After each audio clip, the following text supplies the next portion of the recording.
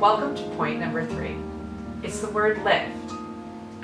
How many of you wake up each morning and their first thought is, where's the coffee pot? Or how many of you ever found yourself wishing that Americans had siestas too?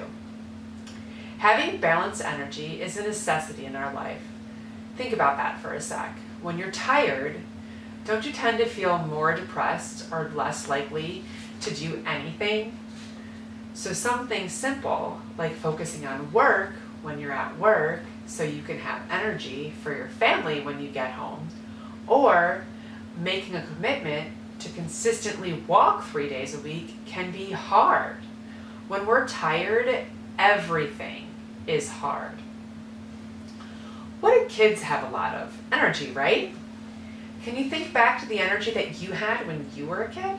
Think about what it would look like if you had that energy level now. If I were to ask if you wanted to go for a 5-mile hike with me right now, my guess is you would consider your energy level, and then you would come up with a creative way to say that I'm crazy, or maybe you would just point blank tell me I was crazy. But if I asked a group of kids that same question, they'd be halfway out the door before I could even finish the question. Why is that? It's because the kids' energy levels are balanced, and they don't ever stop to think how tired they are ever. When your energy levels are balanced, this is what happens. Ask a tired mom to go for a walk but if you ask her kids to go,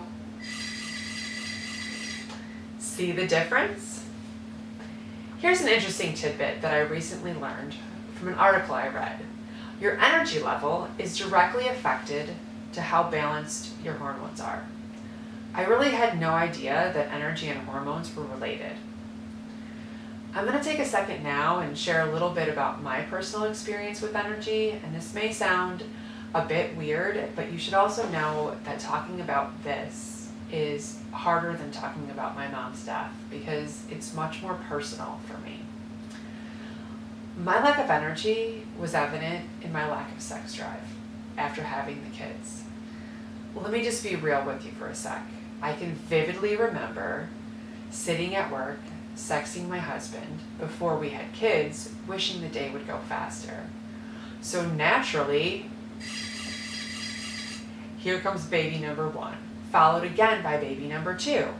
But when I returned back to work after having 2 kids back to back, sex was literally the last thing on my mind. I was tired, I was unfocused, I had big mental rocks of thinking that something was wrong with me because I had zero interest in sex anymore. I literally spent 10 years with this ridiculous mental rock. But once I connected that my lack of sex drive was related to my energy levels being out of balance, and I fixed that, well then, boom, boom, boom. I was looking forward to my husband coming home every day. And on a serious note, I clearly remember the moment when I realized that I wasn't broken anymore, and I felt like me again. Not only was this a powerful moment for me, but it had a huge positive impact on my marriage as well. So maybe you're a slave to the coffee pot, or you have your own mental rock in your head. Take a minute or two now and go back to your workbooks and answer the lift questions.